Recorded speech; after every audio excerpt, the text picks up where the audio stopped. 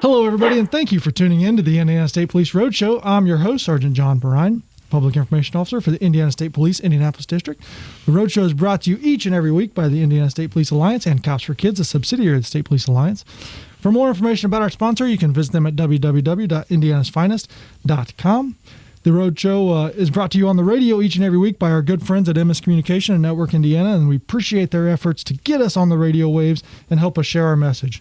Of course, the great man behind the camera that makes us look better on the computer and on TV than we really do in person, that's Mr. Tom Trial. You can check out the Indiana State Police YouTube channel and hit that subscribe button.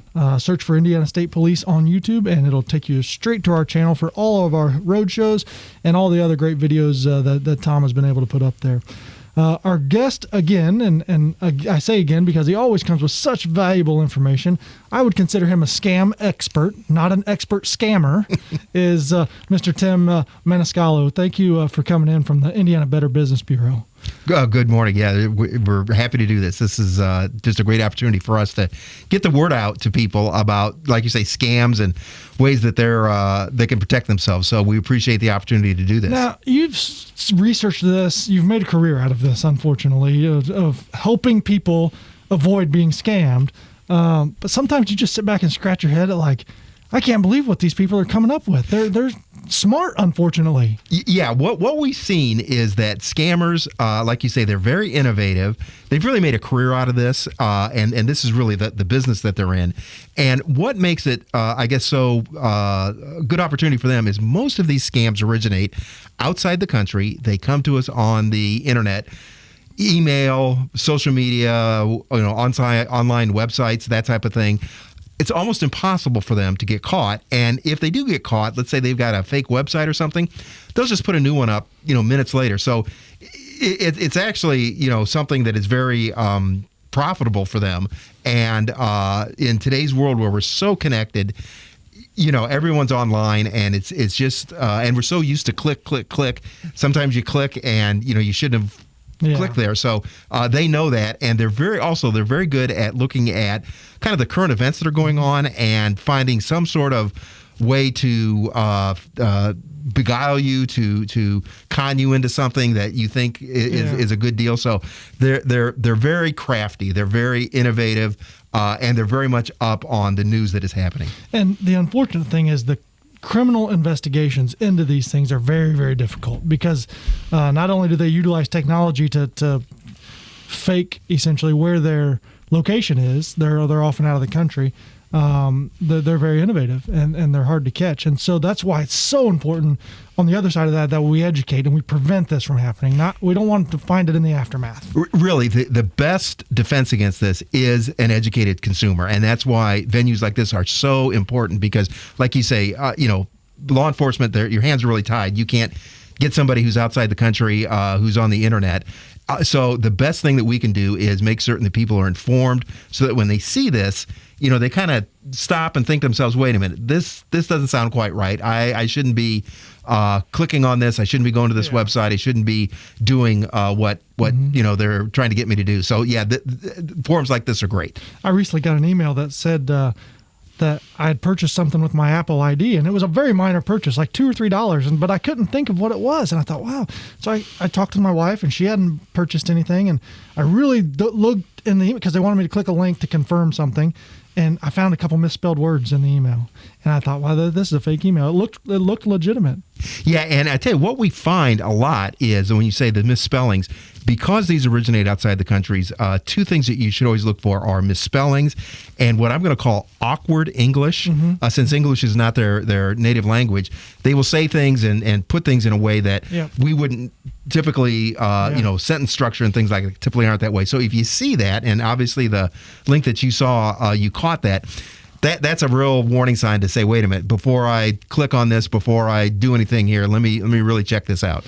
Now, we've got a long list of scams, as we always do, unfortunately, but it's Christmas time, and so they really ramp up, and everybody wants a puppy for Christmas, right? I mean, you've got this phenomenon that happened during COVID where everybody wanted puppies because they were home and good time to have a puppy. Now we're coming into Christmas, but there's an incredible amount of puppy scams out there.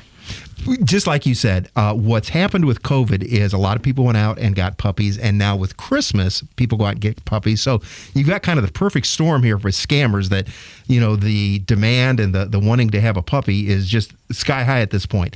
So here's what the scammers do, and we actually reported on this several years ago, and since that time, the numbers have just increased dramatically. They'll have these puppy websites, and they are the absolute most adorable puppies you've ever seen. You immediately fall in love with them, and they'll be at great prices. And you'll say to yourself, "Man, I want to get that puppy." So you'll go ahead and you'll pay money, and they'll say, "Well, the puppy's from out of the country. It has to get imported into the country." And then there will be this endless line of excuses and reasons why the puppy didn't show up. It's got to go through some sort of immigration, or the puppy's sick and it has to have some sort of veterinary care, or just an endless line of things. And they'll keep doing that as long as you continue to pay. And they'll ask you to pay for things, or pay for it with, let's say, a gift card or wire transfer money. Typically, they don't do credit cards. So if you get into that, boy, just be very, very careful before you buy a puppy online. That is just we found a lot of these that just are not legitimate. And then another advice, that if you do want to shop online for a puppy, ask for some sort of a video conference with the person, so you actually see the person and the puppy. That's one way to kind of assure that the puppy actually exists. And then we also tell people, look, there are a lot of great pets at the animal shelters. Yes. So if you can do that, that's a way to kind of do good in a lot of different ways. But these puppy scams, there's been almost a tenfold increase in those since we first reported on those back in 2017. And like you say, right now with COVID and Christmas, it's just rampant out there. Well, you said something earlier that should be a red flag in any transaction, but any reputable or formidable transaction doesn't happen with a gift card. If somebody says pay me with a gift card, that's a red banner. That's not a flag. That's a banner that says don't do this. Wire transfers, gift cards, those types of things it's 2020, right? Are all red flags. The Absolutely. need to wire transfer cash is almost obsolete at this point with all the different ways to.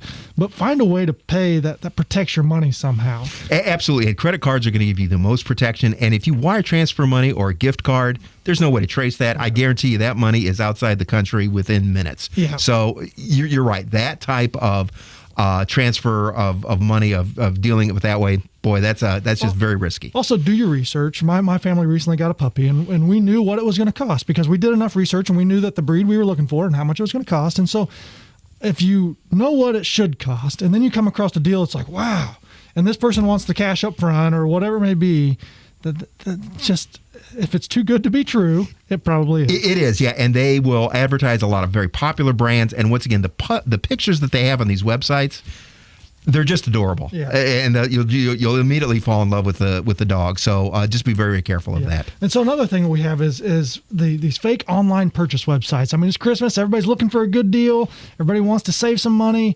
And then they come across one of these fake websites. Yeah. You want to get a Louis Vuitton purse, and you see one that's $100, or an expensive electronic gadget, and you can get it for $150.